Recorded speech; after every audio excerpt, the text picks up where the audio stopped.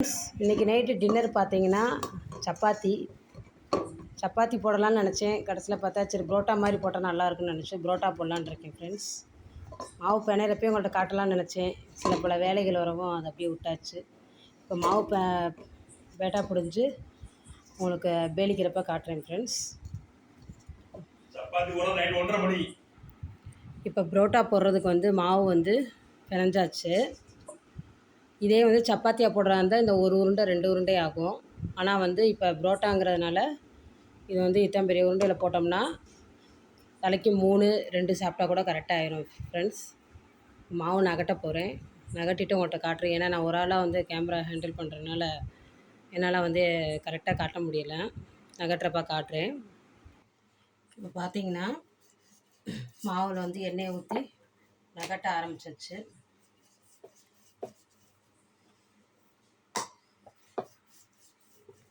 இப்படி ஓரளவு நல்லா பெருசாக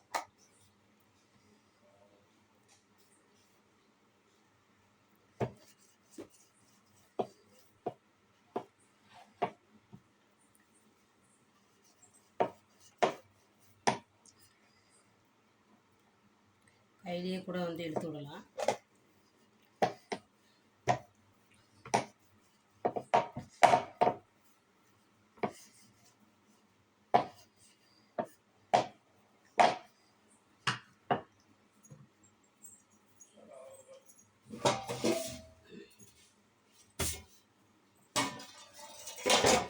இப்போ தட்டு வச்சுக்கிட்டோம்னா இப்படி இழுத்து விடுறதுக்கு கொஞ்சம் கரெக்டாக இருக்கும்.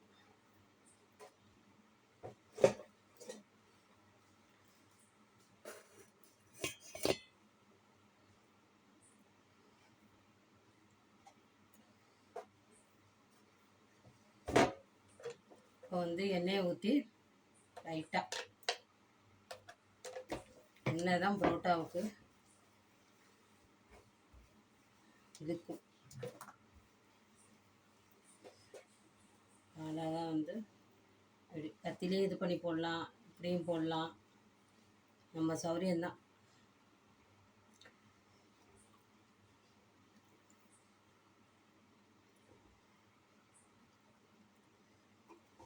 அப்படி போட்டு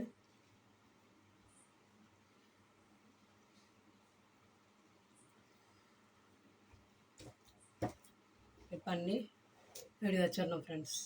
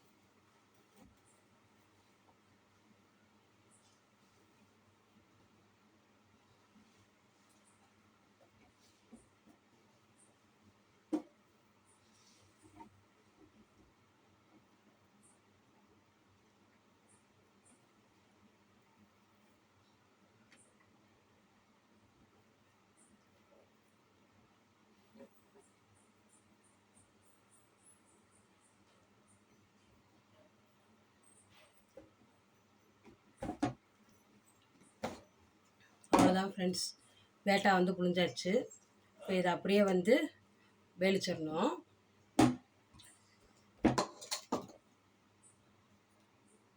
இப்போ இனிமேல் வந்து பேலிக்கிறதுக்கு எண்ணெய் ஊற்ற தேவையில்லை. இப்படியே ஒன் சைடாகவே இப்படியே ஒன் சைடாகவே கொஞ்சம் நல்லா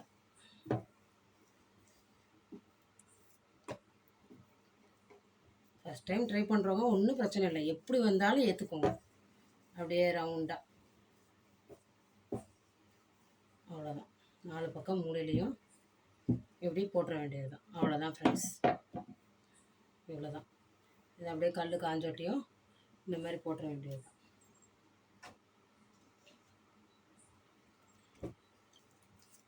ரெண்டு பக்கம் மட்டும் போடக்கூடாது, ஒரே பக்கமாக வச்சு திரட்டி எடுத்தால் போதும்.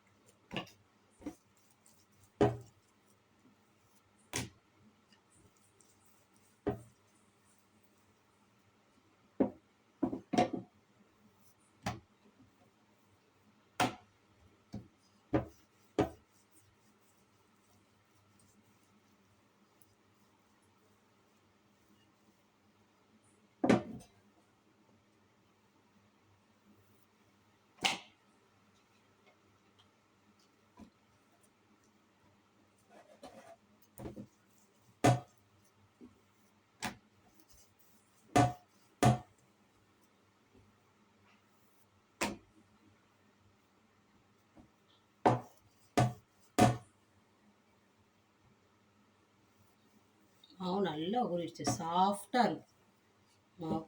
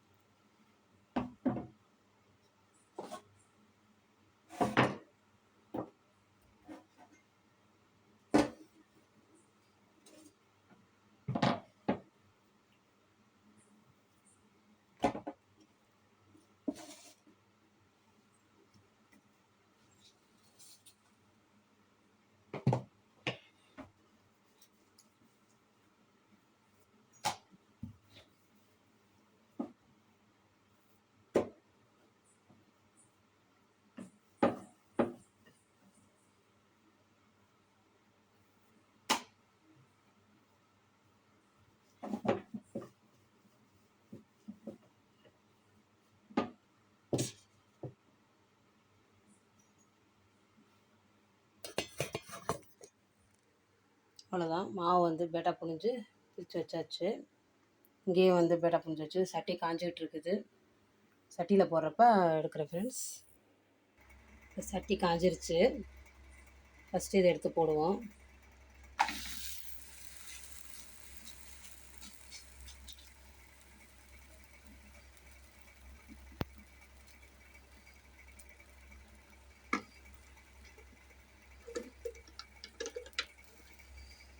லைட்டாக எண்ணெய் ஊற்றணும். புரோட்டாவுக்கு இப்படி தான் பொரிக்கணும். இப்படி போட்டு இப்படி எண்ணெயை ஊற்றிடணும் டாப்பில். கொஞ்ச நேரம் கழித்து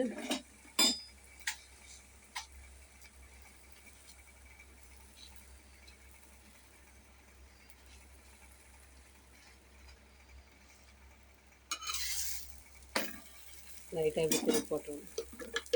மறுபடியும் பார்த்திங்கன்னா அவ்வளோதான். புரோட்டாவுக்கு இப்படி தான் செய்யணும்.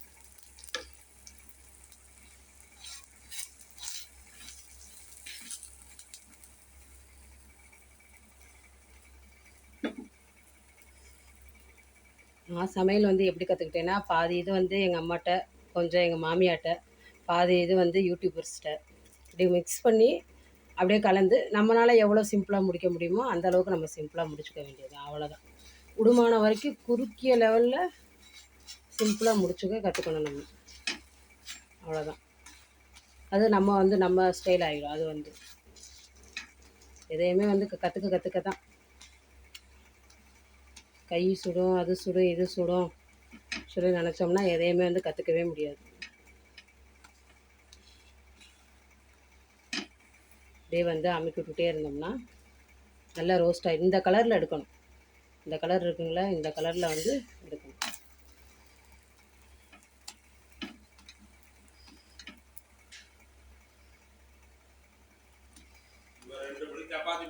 இப்போ 2வது பெட்டா போட்டிருக்கேன் ஃப்ரெண்ட்ஸ்.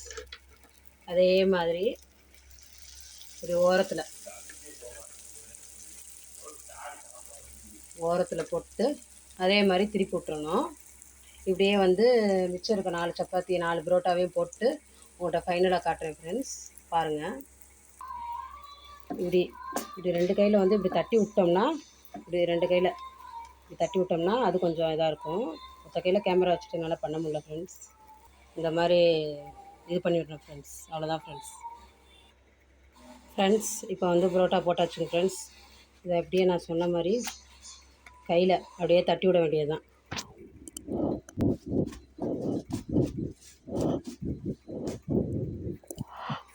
அவ்வளோதான் ஃப்ரெண்ட்ஸ். இப்படி தட்டி விட்டோம்னா முடிஞ்சிச்சு ஃப்ரெண்ட்ஸ்.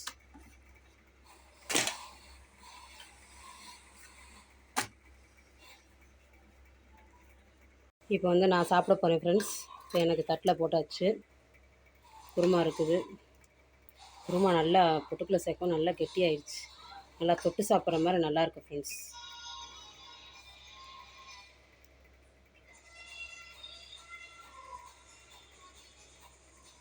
அவ்வளோதான் ஃப்ரெண்ட்ஸ்.